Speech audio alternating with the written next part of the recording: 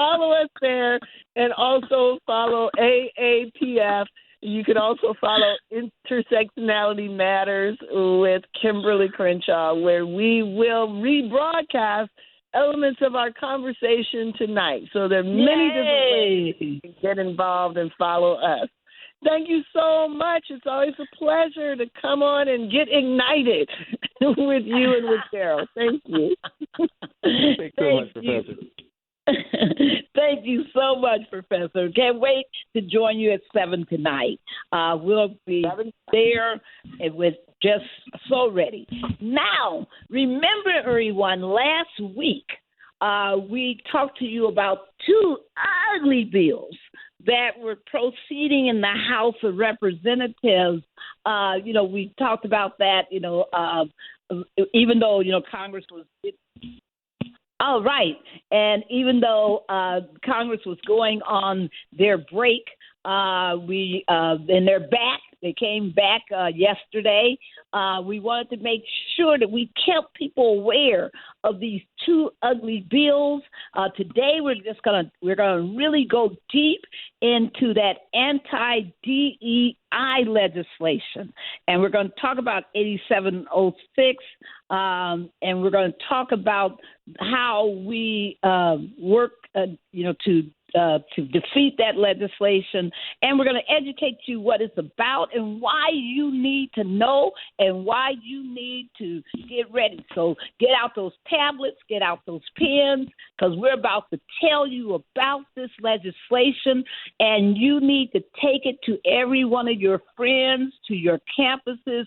You need to take it to your churches, to your groups. You need to take it to your dinner table. You need to talk with everybody about this.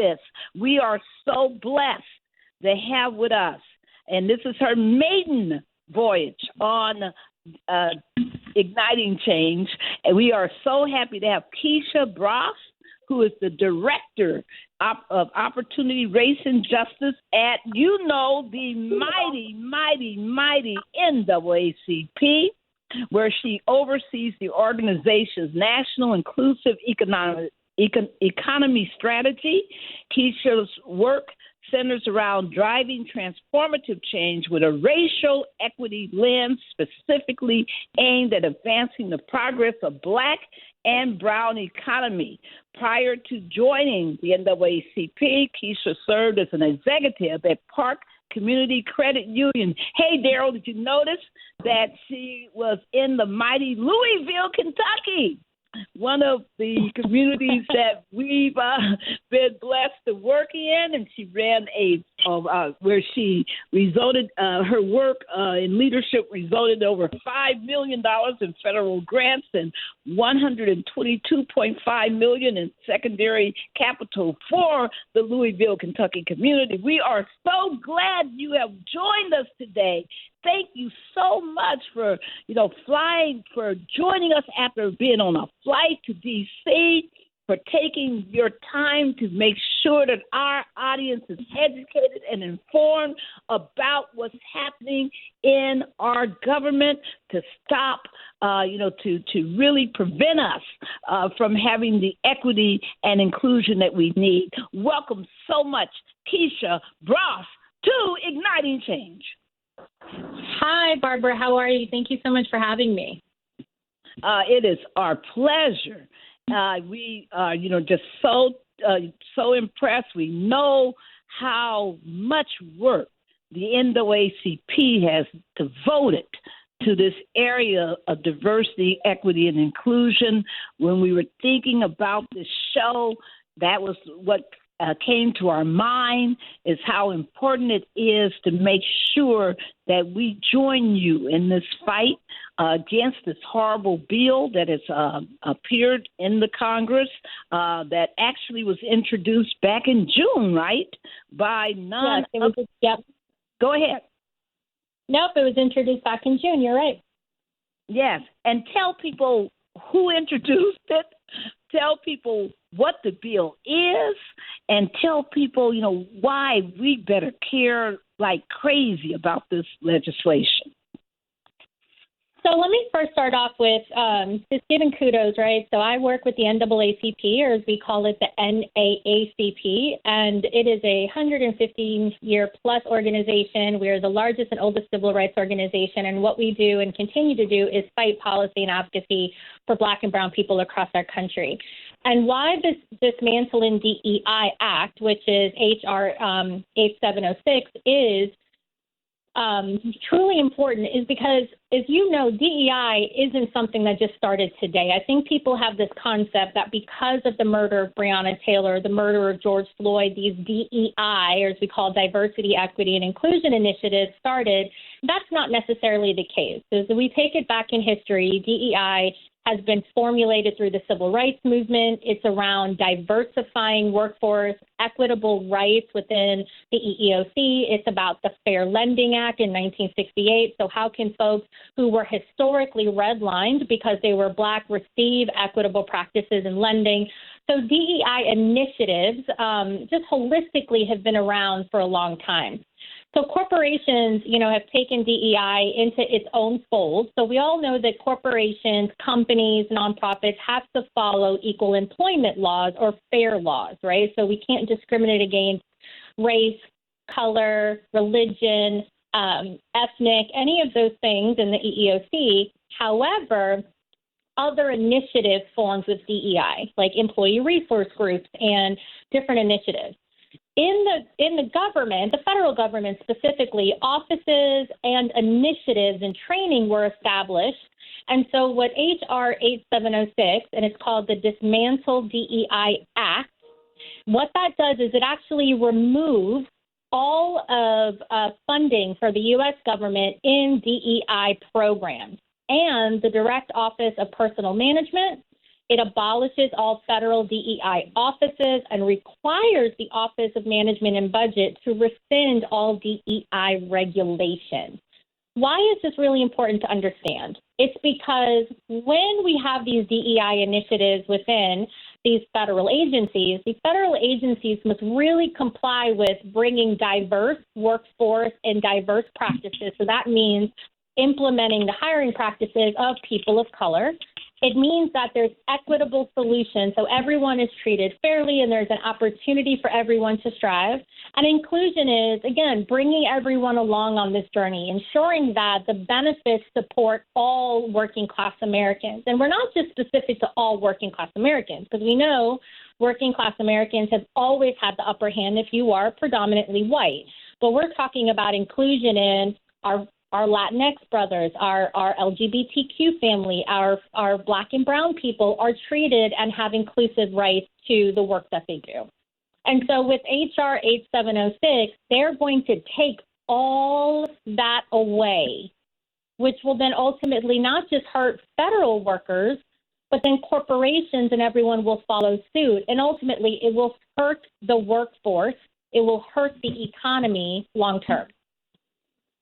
And Ms. Bross, when you say that the others are going to follow source, that the private industry is going to follow the course, why do you draw the conclusion that the private industry is going to follow the way of the government?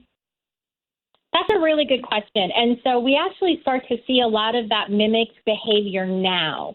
When there started to become this kind of anti-DEI language, the media spun DEI in the way of not having rights of all, but more so having rights of a targeted community, they started to have a lot of negative press and news around DEI. Major corporations have actually started to remove their DEI programs, both internally, so removing DEI positions, in addition to looking at retracting DEI programs that were important to the way that particular industry worked. An example, Walmart actually just came out in the news recently that retracted their DEI program. What does that mean?